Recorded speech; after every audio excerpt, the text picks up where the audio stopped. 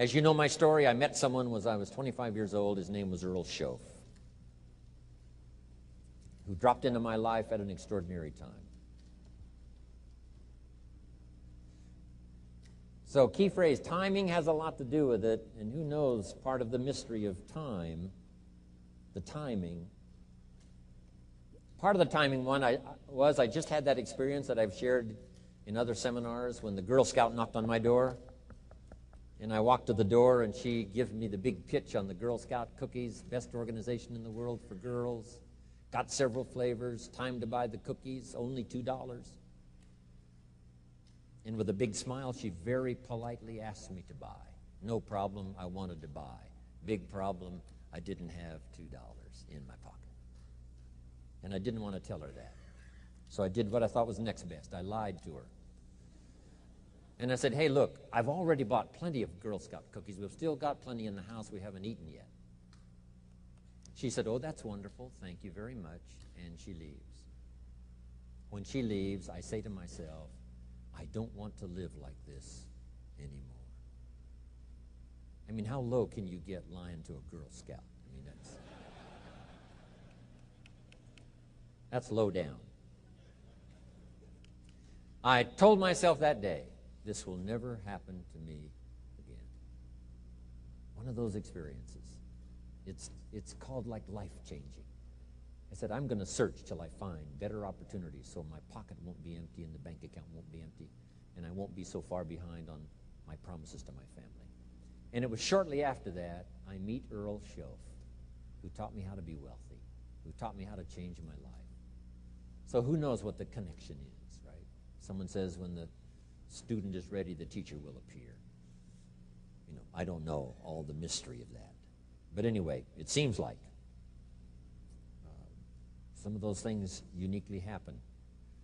But it was Mr. Schoaf over a 5-year period before he died at age 49 who taught me some extraordinarily simple things. He only went to the 9th grade in school, never finished high school, never went to college, never went to university. So he put his ideas and his experiences in very simple language, which I think for me, you know, a kid from the farms of Idaho, that simplicity was so important. Because if it would have been technical, I'd have missed it. If it would have been mystic, I would have, backed away. But it was just basic, blunt, ABC, familiar stuff that I hadn't thought of before. And he did start to remind me, and those ideas changed my life. Mr. Schoaf was the one when I said, this is all they pay. He said, you've been working 6 years, Mr. Rohn, how come you're not doing better? And I said, this is all the company pays. He says, well, that's not true. I said, no, this is my paycheck. This is all the company pays. He said, no, this is all the company pays you. I thought, that's a new way to look at it, right? He said, doesn't the company pay 2, 3, 4, 5 times this amount to other people? And I said, well, yes. He said, well, then this is not all the company pays. It's all they pay you. And if you qualified, wouldn't your income grow 2, 3, 4, 5 times? I said, I suppose. So he said, we don't have to work on the company. We have to work on you. See, that was the beginning of what he called the phrase personal development. I told him things cost too much. He said, no, you can't afford them. I thought, well, that's a new concept. I hadn't thought about that. We put some of the valuable things on the high shelf, so you can't get to them until you qualify. If you want the things on the higher shelf, you got to stand on the books you read.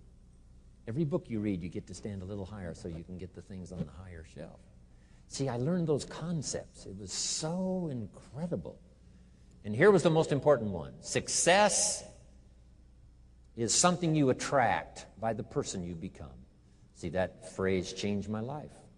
Success is something you attract by the person you become. Success is not something you pursue. It's like chasing a butterfly. You can't quite catch it. Success is something you attract by becoming an attractive person. See, those were new concepts to me. I'm just working hard trying to make a living. Here's what he said to me. This changed my life. I got a chance to teach this in Moscow and across Russia. 3 visits, now the 4th. Here's what Schoaf taught me. Profits are better than wages. Nobody taught me that in high school. Nobody taught me that. I went to 1 year of college. Nobody taught me. Profits are better than wages. Wages make you a living. Profits make you a fortune. And how could you work on both a living and a fortune? He said, well, you could start part-time working on your fortune while you're working full-time on your living. I thought, wow. Now he said it's fun to get up in the morning. Not just getting up, go to work to pay the rent, but to get up to go to work to make a fortune. First, to make a living for my family. Second, to make a fortune. And he taught me how to make both a living and a fortune. Guess what I did? I learned how to make both a living and a fortune. And I found out anybody could do it once they get the information. And at age 25, I started receiving this extraordinary information. Here's what he said: your income is directly related to your philosophy, not to the economy. I thought, no one ever told me that. I kept hoping the economy would change. He said, no, your philosophy has to change. I assured him that I had my fingers crossed. He said, that won't help.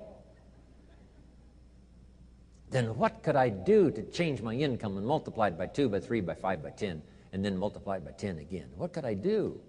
And he started giving me the disciplines and the process of learning the skills to change my life.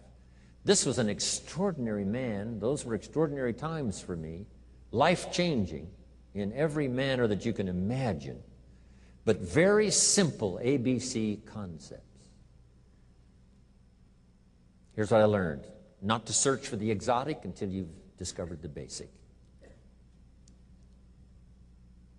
And those basic philosophies that he shared with me during that time were life-changing, and he called it personal development.